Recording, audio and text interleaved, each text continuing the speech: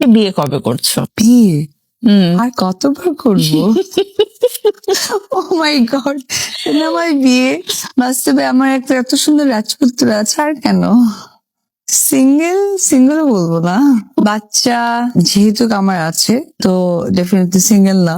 অপবিশ্বাসের মুখ থেকে আপনারা দ্বিতীয় বিয়ের ইস্যুটা শুনলেন। তো নেট দুনিয়ায় কিন্তু এখন তোলপাড় করে দিচ্ছে অপবিশ্বাস নাকি দ্বিতীয় বিবাহ করবেন। এই ইস্যুটা নিয়ে হাজারো প্রশ্নের সম্মুখীন হচ্ছেন নেটিজেনরা।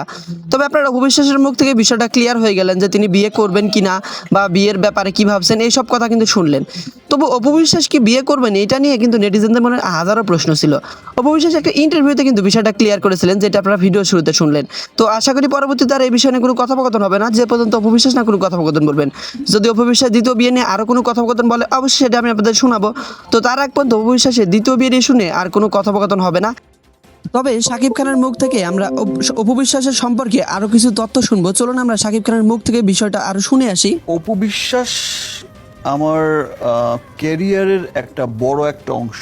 অনেক ছবিতে একসাথে কাজ করেছি, এখনো করছি। আর তাছাড়া we are very good friend. আচ্ছা, আমার বিশ্বাস যে আজ থেকে 20 বছর পরেও যদি কেউ জিজ্ঞেস করে যে অপু বিশ্বাস কে ছিলেন, তখন অপু বিশ্বাসকে জিজ্ঞেস করলো যেটা বলবে, আমাকে জিজ্ঞেস করলো আমি সেটাই বলবো। ইদানিং একটা প্রবলেম হচ্ছে, কি সেটা? সিরিয়াস কোনো আবার কারোর সাথে রিলেশনে যেতে চাইলে প্রথমেই জিজ্ঞেস করে যে ম্যাডাম কে।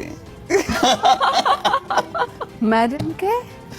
অপু বিশ্বাসকে এই প্রশ্নটা আমার প্রথমেই কিন্তু বলতে হয় যে না, আসলে দেখো আমার খুব ভালো ফ্রেন্ড, আমার we are very good friend, আমরা একসাথে ভালো কাজ করছি, সামনে আরো অনেক দিন হয়তো কাজ করবো একসাথে, নিশ্চয়ই।